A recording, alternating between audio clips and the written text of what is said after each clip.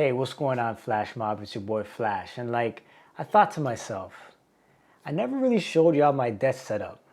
I made a few major upgrades and I feel like it's the perfect time to share it with you guys. Run the intro.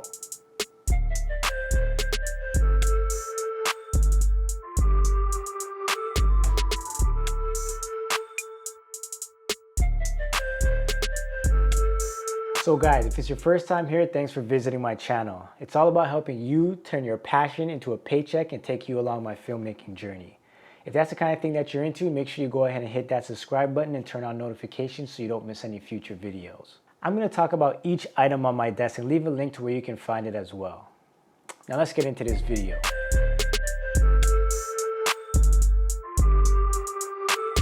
So let's start off with my desk. I decided to go with a Jarvis standing desk with a dark bamboo finish. I really like big desks because I usually have a bunch of stuff on it when I'm working, like my iPad, storage bay, PS5, keyboard, etc. I installed a drawer underneath off Amazon to store miscellaneous things that I don't need on the desk but still get quick access to, such as cables, my Wacom tablet, TV remotes, and things like that. I'll leave it in the description below. I also ordered mine with a programmable memory option, mainly because I like the idea of having a standing height and sitting height exactly the same every time. I mounted a couple power bars under the desk to assist with cable management. You guys can see it's not really perfect, but it's also not terrible. Let's have a look at the top of my desk. I try for the most part to keep it clutter free, so all I have out there are things that I use daily, and for sure one of those things are my G-techonology G shuttle. I went with the 4-bay 6TB configuration totaling 24 terabytes, and hiding behind it is my red card reader with an additional 2 8TB drives.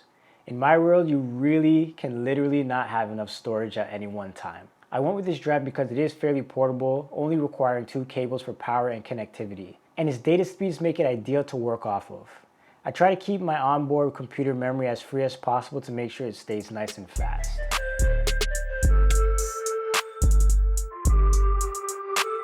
Also hiding behind my G drive is my PS5. It's actually pretty crazy how I was able to get one of these. When it first dropped, it was sold out everywhere, and I was one of those people that just refused to pay scalpers.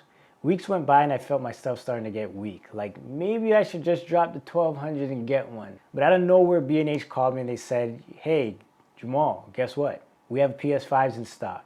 And I literally hopped on that immediately. I enjoy playing games on my off time, and a lot of people might be like, oh, playing video games is such a waste of time, blah, blah, blah. But honestly, you need to take some time to unwind and do the things that you enjoy that are not work related. It's also how I stay connected with my friends. Everyone's grown now and has their own set of responsibilities to take care of, so hopping on Call of Duty or 2K and playing while catching up is a great way to boost my morale and keep those relationships active.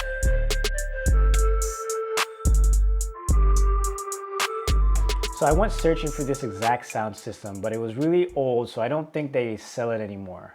But I decided to keep mine for the past 10 plus years because it's really, really good. It legit made no sense to change it. It has 5 speakers and a subwoofer, and it just bumps. My only issue with it is that it has a lot of cables that run down into the subwoofer under my desk, so it looks like a really nasty web of cables. I did get one of those cable wrap things to help out a bit, but there's still a lot of work to be done there. I might look into some options in the near future just because I want less cables, and I'm pretty sure there are better options nowadays. But for now, I'm just gonna chill.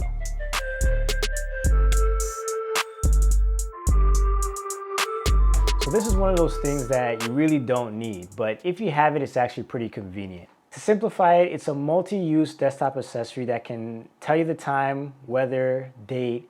It can also show you how many followers you have on your social media platforms and even stay up to date on how cryptocurrencies are doing. You actually have a ton of options of what you can actually have this thing display. I recommend going through the app and seeing exactly what you can add to it.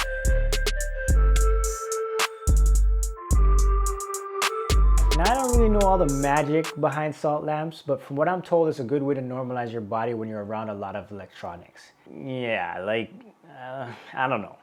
I have no idea what that means, but I listened and got one. I usually turn it on at night to brighten up my desktop. Other than that, it's just there. I also keep a small plant on the table for aesthetics. Yes, the plant is fake. What? Ain't nobody got no time for all that.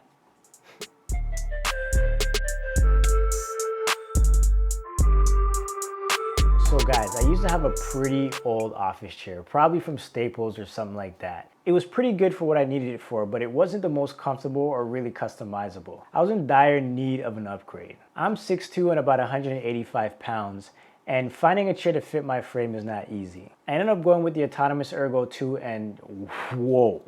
The hype around ERGO chairs is real. I did a bunch of research to try and decide on which option would be the best for my needs, and it came down to 3 things. 1, customizability. 2, comfort and reviews. And finally, the price. It felt like Autonomous was able to cover all 3. I sit in front of a computer for like maybe 6 hours a day at a time, so I might as well sit on something I like and will actually support my body. I really like that I'm able to sit straight up like a goofy for intense gaming or editing sessions, lay back when I'm just trying to relax and do what I gotta do, or completely fall back when I just want to watch the game. I've seen some reviews online that said that this chair is very loud and squeaky, but mine is completely silent. I don't know what they're talking about. Mine's perfect. Now, that might just be because it's pretty brand new, or maybe because other folks didn't assemble it properly. I don't know, but I'm very satisfied with its build. This is easily one of my favorite purchases for my desk.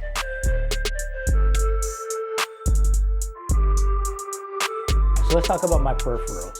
For this, I kept it really simple with the Apple Magic Mouse and keyboard in black. I know a lot of people are using the Logitech MX Master 3 and whatever kind of trendy mechanical keyboard is out there right now, but I didn't necessarily rule out some of those other options, but I just really like how nice the Apple options work. The keyboard is simple and quiet, and I like having all the numbers on the side for when I need to do my maths. That's for all the West Indians out there. And the mouse uses this really nice sorcery to scroll up and down and slide my timeline from left to right when I'm editing.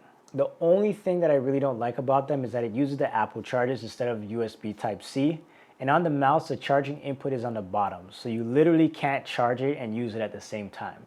Like, I'm still trying to figure out who decided to do it this way. It's mad weird to me.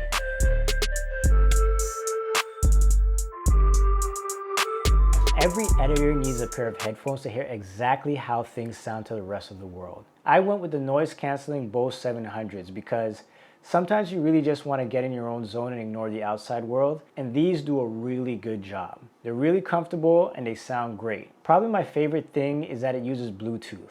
So I can literally connect it to my computer wirelessly and then swap between my phone and iPad if I'm on the road or traveling.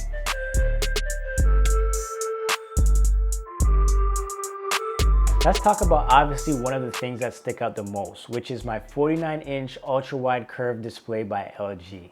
This thing is massive, and I absolutely love it. I actually really lucked out. I was searching on Kijiji trying to find one, and the dude that was selling it had it listed for $1,300. Basically, he got 2, so one for himself and one for his wife, and his wife was like, "Oh my God, it's too big, I don't want that." And I swooped in and was like, "Yo, give me that." The size really is incredible. It's essentially 2 27-inch monitors side by side without the annoying bezel in the middle. It gives you a 5120 by 1440 dual quad HD resolution at 60 Hz with HDMI, DisplayPort, and USB Type-C inputs, and making it easy to connect my M1 Mac Mini and PS5 at the same damn time. I was previously running with 2 28-inch Asus 4K displays, but for color grading and editing, it was super annoying having 2 monitors with slightly different display colors. And no matter how much I tweaked it, I really could never get them to match. Now with an ultra-wide, everything is the same color across the entire screen. And I can literally stretch my timeline to what feels like the end of the earth, which makes the process of editing a bit more simplified and enjoyable. Multitasking is a breeze now, considering I can have DaVinci Resolve open, YouTube, and whatever web browser I might need to research or create or find assets. I plan on doing a full detailed review on this monitor in the next few weeks. I just need to mess around with it a little bit more and get a full feel for exactly what it can do. So make sure you subscribe and turn on notifications so you see that one.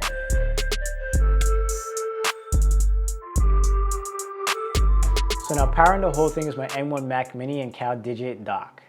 I love the M1 Mac Mini because it's so small and powerful. I've had it now for just over a month, and I can openly say it's been able to handle every single thing I threw at it.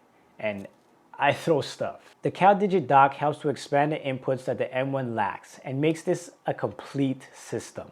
My setup includes the M1 chip with the 8-core CPU, 8-core GPU, and 16-core neutral engine, 16 gigabytes of ununified memory, 512 gigabytes of SSD storage, gigabit Ethernet, and an accessory kit.